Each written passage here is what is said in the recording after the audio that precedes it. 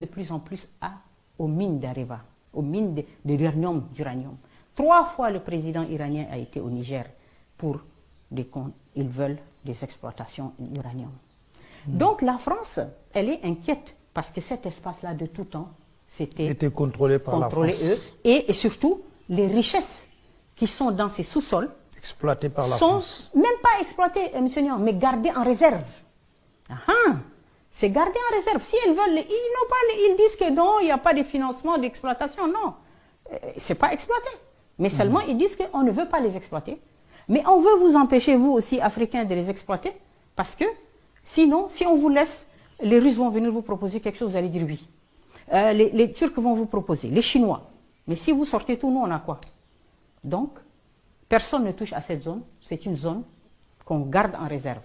Pour pouvoir justifier nos déplacements, il faut bien justifier que le Mali accepte une base militaire chez lui. Il n'en avait pas.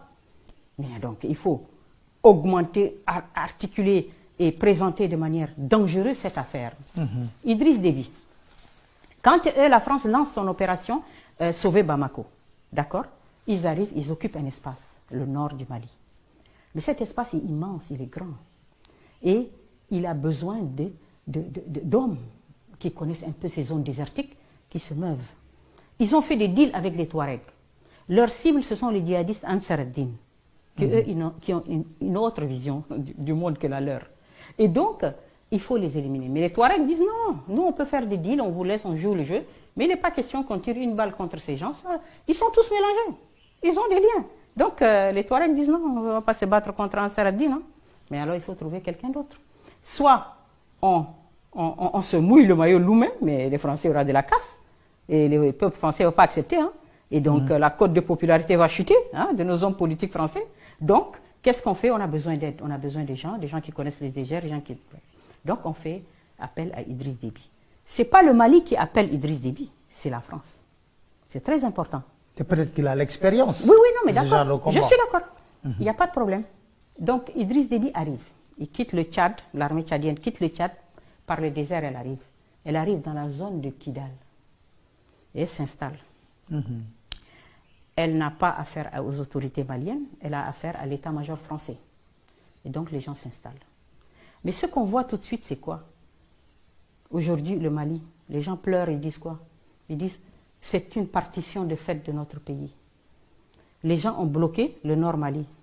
Pendant plusieurs années, même le Premier ministre malien ne peut pas aller au Mali. Tous les gens ne peuvent pas aller, les gens ont bloqué. Le Tchad aussi a aidé à bloquer. Donc qu'est-ce qu'il fait Idriss Déby là? Idriss Déby aide dans la mise en place d'une politique de partition du Mali. C'est regrettable, mais c'est ça. C'est ça qu'il fait, Idriss Déby. Il vient en appoint d'une politique qui vise à organiser une partition du Mali. C'est du panafricanisme, ça? Non, c'est trahir les Maliens. Et vous savez que les Maliens l'ont tellement bien compris au départ. Quand il y a eu les premiers morts du Tchad, et un autre élément très important, les blessés de la guerre du Mali, du Tchadien, qu'est-ce qu'on en faisait? On n'était pas capable de les amener à Bamako pour les soigner dans les hôpitaux maliens. Non, on les a amenés jusqu'au Niger. On faisait des vols de Transal jusqu'au Niger où les Français ont mis un hôpital de campagne pour soigner les blessés tchadiens qui sont à Kidal. Parce que les Maliens étaient tellement fâchés de cette collaboration d'un pays africain pour organiser la partition de leur pays. Les premiers morts tchadiens, on les a amenés au Tchad. Il n'y a pas eu d'autorités politiques maliennes qui se sont déplacées. Tous les gens au Tchad ne comprenaient pas ce côté pernicieux de l'intervention tchadienne au Mali. Les gens ne le comprenaient pas, donc ils ont commencé à respecter et dire, mais dis donc, nos enfants vont mourir au Mali et les Maliens ne peuvent même pas dire condoléances au peuple tchadien. C'est quoi ça? Tout le monde a commencé à crier. Donc Idriss Déby faisait le jeu de la France. Absolument, mais de A à Z. Et attendez, autre chose, c'est que quand il a dit cette grogne, si on peut dire, des Tchadiens, Idriss Déby en a fait part à la France. Et qu'est-ce que la France a dit au président malien? Écoutez, ça ne va pas comme ça. Idriss Déby est là avec nous et tout. Et puis maintenant, il faut absolument lui affirmer votre reconnaissance. Il faut le soutenir. Et là, brusquement, on a eu même des chanteurs qui ont chanté Idriss Déby. Voilà. Donc, et autre chose aussi, c'est très important, c'est que Quand vous voyez Idriss Déby qui quitte le Tchad et qui vient au Mali, il fait quoi? Il sort, officiellement le Premier ministre annonce un retrait, un financement à hauteur de 90 milliards de francs CFA pour financer son opération au Mali. Donc voilà un pays qui n'est pas menacé directement par le terrorisme et qui sort 90 milliards de son trésor pour aller financer un programme, une politique de partition de notre pays africain. Mais ça là, les Tchadiens, ils manquent de tout.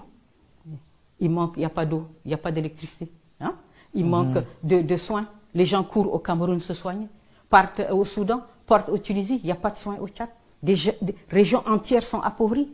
Et vous avez le gars qui sort 90 milliards rien que pour faire plaisir à la France. Vous voyez comment cette machine France-africaine, elle est capable de faire des choses absolument incroyables et comment un leadership